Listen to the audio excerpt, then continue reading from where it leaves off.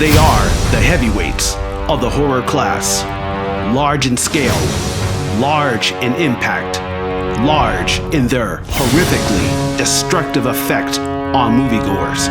In this episode of FrightenHouse, here are the 5 greatest giant movie monsters of all time.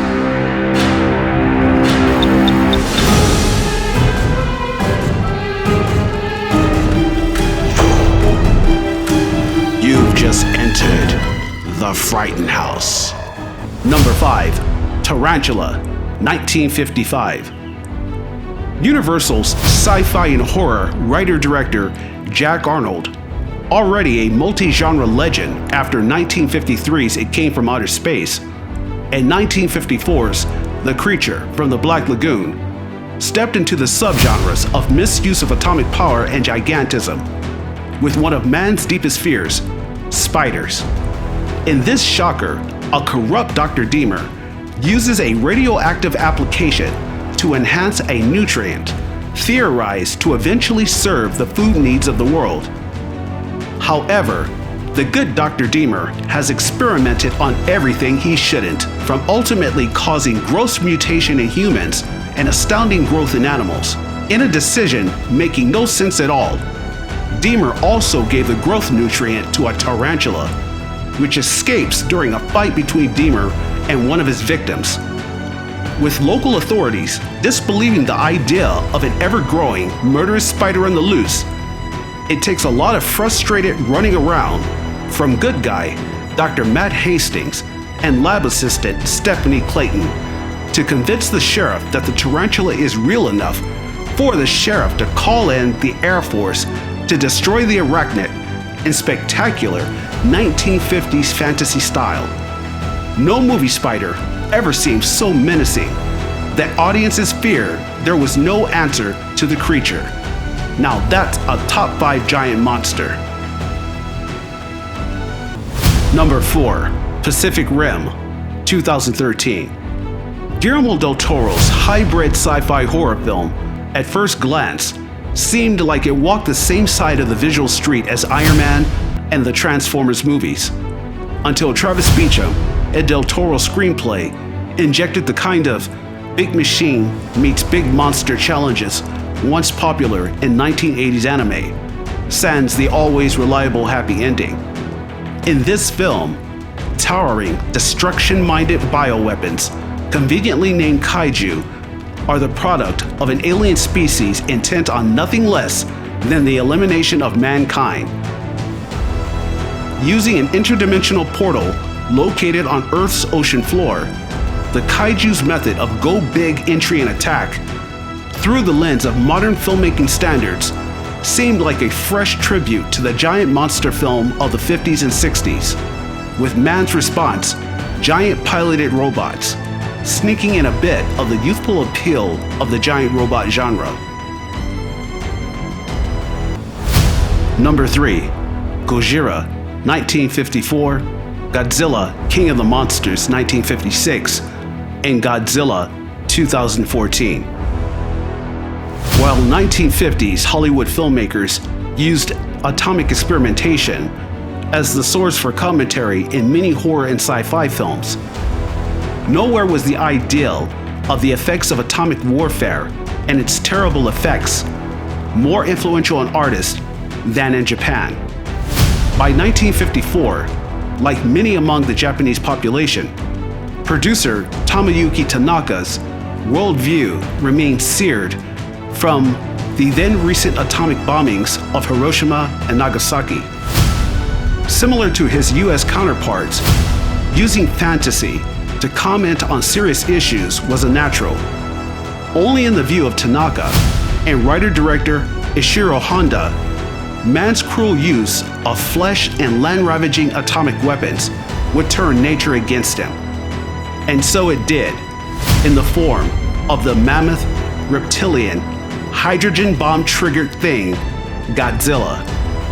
Whether in its original or the Americanized version, Godzilla, with its shadowy scenes, only interrupted by fiery devastation, told the film world that there was a contender to Kong's throne and he would not be ignored. As if history is repeating itself, the 2014 remake, the first of Legendary Pictures' Monsterverse, returned the character to its darker roots, with no trace of the oversized, happy and stuffed dino toy it became with each sequel of the original series. While honoring the basic design of the 1954 version, 2014's Godzilla was noticeably muscled up in appearance, with a ferocious personality to match current expectations and to springboard an all-new age of giant monster movies. Number 2, The War of the Gargantuas, 1966. In this less than direct sequel to Toho's Frankenstein Conquers the World, The War of the Gargantuas did not cough up another Universal Studios style knockoff, but kicked the giant monster genre doors wide open with two of the most unique creatures the genre would ever know, Gojira and Sanda, aka the Gargantuas, born from the cellular remains of the original film's Frankensteinian giant. More than any plot specifics, what places the titular beasts on this list are their perfect, hard contrast of the benevolent Sanda with the bone-crushing, human-chewing Gojira. With both so similar in origin, it almost suggests that a metaphoric Hyde persona in Gojira has fully ripped himself from the Jekyll-like Sanda. Add the one-of-a-kind, incredible Hulk-like faces, and the Gargantuas prove why they're an unforgettable addition to this exclusive list. Number 1, King Kong, 1933, and Kong, Skull Island, 2017. Few movie creations became as significant an archetype as Marion C. Cooper's so-called eighth wonder of the world, King Kong. In an era where horror had already become studio game changers at Universal and Paramount, Cooper dared to bring to life so otherworldly a concept that it would come to define the word event film. More than the adventure of a gargantuan ape-like creature on the loose, King Kong was as much a hero as the human protagonist, displaying a range of emotions, generating a rare mix of fear and sympathy from the audience. For every attack, every destructive action, it would be countered by Kong's ever-present heart, making his eventual destruction at the hands of humans one of cinema's most wrenching screen deaths. Carrying on many of the traditions of the 1933 RKO classic, 2017's Kong, Skull Island, second in the growing Monsterverse, returned that mix of sensitivity and terror to the mighty ape. Something more than 50 years of remakes, reboots, and spin-offs failed to do. We will have to wait and see if the Monsterverse Kong keeps that relatable emotional side when he's pitted against the one and only King of the Monsters and the forthcoming King Kong vs. Godzilla, slated for 2020.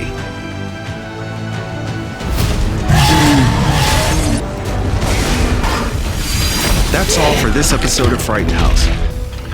I think this guy's dead. Let's check for a pulse. No pulse.